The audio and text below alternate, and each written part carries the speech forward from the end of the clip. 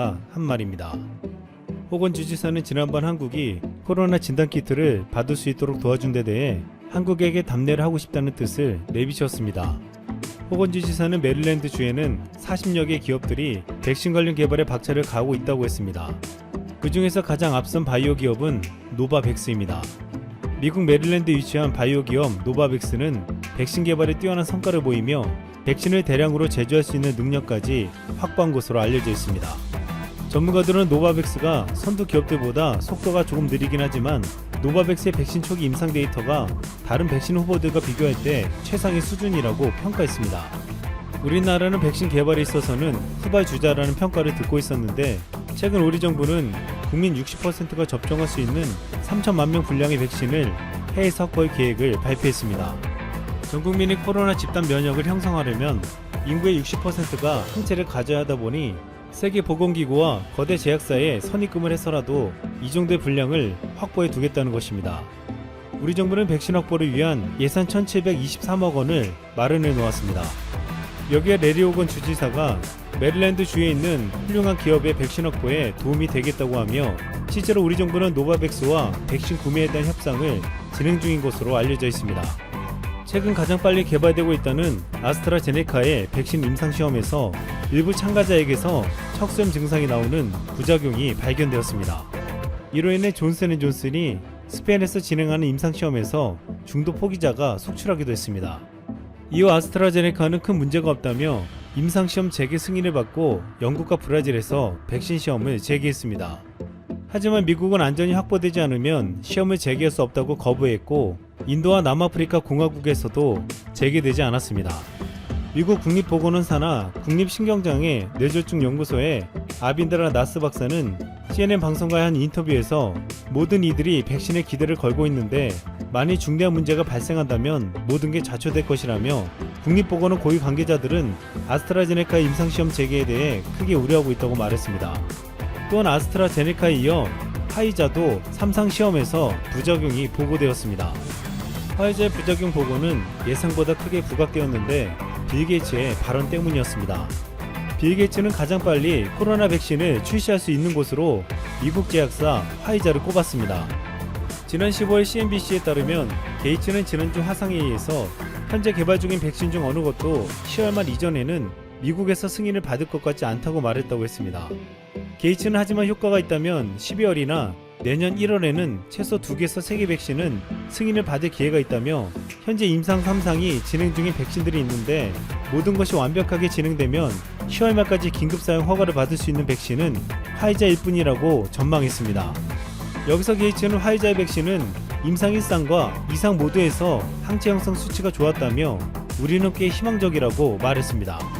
이렇게 빌 게이츠가 극찬하고 올해 안에 나온다는 백신의 부작용 보고는 크나큰 좌절감을 주고 있습니다. 화이자 측은 지금까지 나온 부작용은 피로, 두통, 오한 및 근육 통증 등이며 일부 시험 참가자는 고열 등 발열 증상을 보이기도 했다고 밝혔습니다. 그럼에도 화이자 소속 연구진들은 아직까지 크게 우려할 만한 부작용이 없다고 말하고 있지만 큰 기대를 받았던 터라 많은 이들의 우려를 감추지 못했습니다. 여기서 가장 크게 실망한 국가는 일본이었습니다. 일본 정부는 이미 아스트라제네카와 1억 2천만의 분을 구매하기로 합의하고 화이자의 백신도 1억 2천만의 분을 확보해 2021년 상반기에 공급받기로 합의했습니다. 그런데 일본이 믿었던 이 두 회사의 임상시험에서 문제가 생기면서 지금 일본은 앞으로 백신 확보에서 또다시 우려하지 않을 수 없는 상황이 되고 있습니다. 반면 그동안 우리나라는 일본이나 다른 선진국들이 백신을 앞다퉈 선점하고 있을 때 신중한 모습을 보였습니다. 아직 어떤 기업의 백신이 성공할지 모른다는 이유였습니다. 우리 정부는 무엇보다 안전하고 효과적인 검증된 백신을 들여오겠다고 공언했습니다. 실제로 전문가들은 수많은 백신들 중에 최종 승인을 받을 확률은 불과 6%에 불과하다고 말하고 있습니다. 또한 우리가 다른 국가들처럼 급히 서두르지 않았던 것은 우리에겐 대규모 백신 생산 기지가 있기 때문이었습니다. 우리 정부는 백신 개발에 성공한 기업들에서 우선적으로 받을 수 있는 공급량을 어느 정도 기대했습니다. 실제 SK 바이오사이언스는 아스트라제네카와 노바백스에서 개발하는 백신을 생산하는 협약을 맺었습니다. 여기서 아스트라제네카는 최소 1,000만 명분 이상을 한국 정부에 공유하겠다고 밝혔고, 우리 정부는 노바백스에서도 이 물량 이상은 확보가 가능할 것이라고 내다봤습니다. 우리 정부는 우선 백신 1000만 명 분량을 코백스 퍼실리티를 통해 확보하기로 했습니다. 코백스 퍼실리티는 세계 인구의 20%까지는 백신을 균등하게 공급하자는 목표로 세계보건기구 등이 추진한 다국가 연합체입니다. 우리 정부는 여기에 다음 달 9일까지 가입과 선입금 납부 등을 끝낼 계획입니다. 코백스는 현재 감염병 혁신 연합을 통해 9개 백신 후보군을 보유하고 있으며 이 중 8개가 임상시험 단계입니다. 우리는 코백스를 통해 성공적으로 인정받은 백신 1000만 명 분량을 우선 확보할 예정입니다. 우리 정부는 현재 나머지 2000만 명 분량을 확보하기 위해 여러 기업들을 살피고 있습니다. 여기서 최근 놀라운 성과를 보인다는 중국 바이오 기업 시노팜의 백신을 눈여겨보고 있습니다. 최근 임상 3상에 돌입한 백신 후보 9개 중 4개가 중국산입니다. 이민택 보건복지부 보건산업정책국장은 중국 제약사 시노팜의 백신 개발을 모니터링하고 있다고 밝혔는데 이상 반응이 굉장히 낮고 효과가 좋은 것으로 나오고 있다고 했습니다. 이미 중국 내에서는 주민 수십만 명을 대상으로 백신을 실험했는데 이 같은 중국의 방식은 개인의 자유와 권리가 중시되는 서구권보다 더욱 광범위할 수밖에 없었습니다. 결국 이로 인해 백신의 효능이나 검증 결과가 더 빠르고 뚜렷하게 나올 수도 있다고 보고 있습니다. 중국 정부는 최근 11월이면 이 백신을 접종할 수 있다고 밝혔습니다. 이에 벌써부터 아랍에미리트는 중국산 백신에 대한 긴급 사용을 승인했고 필리핀도 중국 백신을 우선 구매하고 싶다는 의사를 전한 상태입니다. 한국도 백신의 효능과 결과를 면밀히 지켜보고 괜찮다면 수량을 확보하겠다는 계획을 세우고 있습니다. 하지만 중국이 가장 빨리 백신을 개발하는 것을 우려하는 나라가 있습니다. 중국과 갈등의 정점에 서 있는 일본입니다. 일본은 최근 화의를 배제하는 등 완벽한 미국의 편에 서면서 중국에게 보복 경고를 받기도 했습니다. 일본은 만약 중국이 가장 먼저 백신을 개발한다면 이를 조달하기가 쉽지 않을 것으로 보이고 있습니다. 반면 그동안 중립외교로 중국과의 관계를 유지하는 한국은 중국을 포함해 넓은 선택지를 가지게 되었습니다. 전 세계는 백신만이 코로나를 종식시킬 수 있다는 말에 그동안 백신 개발에 대한 기대를 잔뜩 걸고 있었지만 많은 전문가들은 백신이 나온다고 해도 종식되는 데는 시간이 걸린다고 말하고 있습니다. 앤서니 파우치 미 국립알레르기 감염병 연구소장은 연말이나 내년 1월에 백신이 나올 수 있다고 했지만 실제 접종은 내년이 돼야 가능할 것으로 보인다고 전망되고 있습니다. 또한 빌 게이츠는 코로나는 내년 여름 백신이 보급된 후 2022년에야 종식될 것으로 예측했습니다. 내년 여름이 돼야 전 세계가 60% 수준의 백신 접종을 받아 확산을 막을 수 있다는 말이었습니다. 결국 내년 말까지는 코로나가 완전히 종식되지 않으며 생활 방역을 해나가야 한다는 것입니다. 최근 우리 국민들에게 코로나19의 항체가 얼마나 있는지 알아본 2차 조사 결과가 나왔습니다. 일반 국민 1,440명을 대상으로 항체 검사를 한 결과 단 한 명에게서 항체가 발견된 것입니다. 항체 형성률은 0.07%였습니다. 이 수치는 미국 뉴욕시 14.9%, 영국 런던 17%, 중국 우한 3.8%, 스웨덴 스톡홀름 7.3%에 비해 크게 낮은 수치였습니다. 이는 국내에서 집단 면역은 거의 불가능하다는 결론을 만들었으나 자신도 모르게 코로나에 걸렸다가 회복된 후 항체를 갖게 된 숨은 감염자가 거의 없다는 뜻이었습니다. 이것은 방역에 성공했다는 다른 나라들과 달리 적극적으로 무증상 감염자를 추려낸 결과라고 보고 있습니다. 정경본부장은 이를 두고 국민들이 사회적 거리두기에 적극 참여하고 구설에 올랐다. 선고가 채2 달도 남지 않은 예민한 시기에 불거진 악재다. 트럼프 대통령의 막말과 바이든 후보의 실언이 향후 대선 전국의 향방을 가를 최대 분수령이 될 수 있다는 관측마저 나온다. 미 시사주간지 애틀랜틱은 지난 3일 복수의 익명 관계자를 인용해 트럼프 대통령이 2018년 11월 프랑스 방문 당시 1차 세계대전에서 전사한 미군의 유지 참배를 취소하면서 전사자들을 패배자들 포고들로 묘사했다고 보도했다.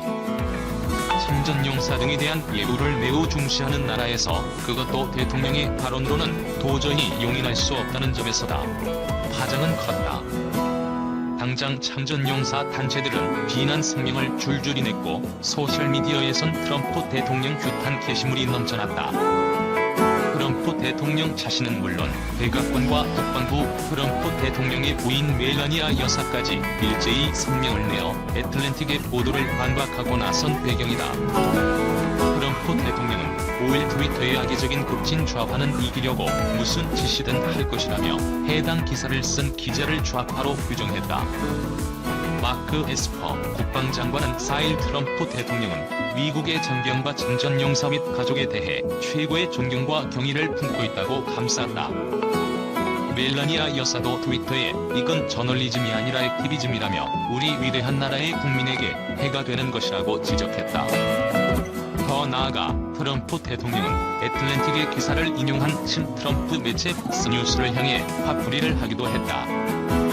그는 4일 트위터에 관련 뉴스를 보도한 폭스뉴스의 국가안보 담당 기자인 제니퍼 그리핀에 대해 해고돼야 한다. 우리에게 코멘트를 요청하기 위해 전화하지도 않았다고 주장한 뒤 폭스뉴스는 사라졌다고 썼다. 트럼프 대통령의 구설은 경쟁자인 바이든 후보에겐 호재다. 바이든 후보는 5일 델라웨어주 윌밍턴 연설에서 2015년 암으로 세상을 떠난 장남호 바이든의 군복무를 거론, 그는 호구가 아니었다며 대트럼프 맹공을 퍼부었다.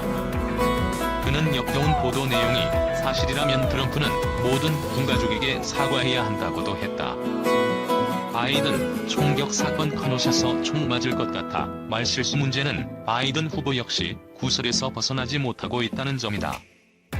바이든 후보는 지난 3일 위스콘신주 커노샤를 방문해 지역사회 관계자들과 만난 자리에서 반인종차별, 부자 증세 등에 대해 설명하던 중 몇몇 청중이 자리를 뜨자 그들이 나를 쏠 것 같으니 지금도 자세히 얘기하지는 않겠다고 했다. 지난달 23일 흑인 남성이 세 아들이 보는 앞에서 경찰의 총격을 받은 사건으로 반인종차별 시위가 일어난 커노샤 현지에서 총에 맞을 것 같다는 식의 적절치 않은 농담을 던진 것이다. 사실 바이든 후보는 둘째가라면 서러울 정도로 실언의 달인이다. 지난달 초 바이든 후보는 전국 흑인 기자 협회, 히스패닉 기자 협회와 화상 인터뷰에서 나온 말실수가 대표적이다. 그는 흑인계 미국인과 달리 라티노 미국인 지역사회는 여러 사안에 대해 엄청나게 다양한 태도를 가졌다고 말해 논란을 자초했다. 마치 흑인 사회는 다양성이 부족하다는 의미로 해석이 가능한 대목이어서다. 또 인지검사를 받았는지 묻는 한흑인 기자의 질문에 그건 당신이 코카인을 했는지 검사했느냐는 것과 같은 질문이다. 이렇다 보니 이 정가는 두 후보의 TV 토론에 주목하는 모양새다. 당신은 마약쟁이인가라고 되받아쳐 빈축을 샀었다. 두 후보 간 TV 토론은 9월 29일, 10월 15일, 10월 22일 등 세 차례 예정돼 있다. 일각에선 트럼프의 막말 대 바이든의 실언 간대결이라는 우스갯소리마저 나온다.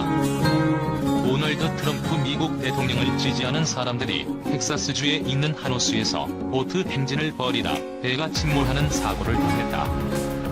이 소식을 접한 대선 경쟁자 조 바이든, 민주당 대선 후보의 지지자들은 소셜미디어를 통해 시적이다라는 등 조롱을 했다. 5일 블룸버그 등 외신에 따르면 텍사스에 있는 트래비스 호수에서 트럼프 대통령의 당선을 기원하는 뜻으로 트럼프 2020이란 문구가 찍힌 깃발을 달고 보트 퍼레이드에 참가한 일부 지지자들의 배가 조난을 당해 침몰했다. 트래비스 카운티 경찰 당국은 트위터로 텍사스 오스틴 인근에서 트럼프를 찬양하는 보트가 가라앉고 있다는 신고를 여러 차례 받았다고 확인했다.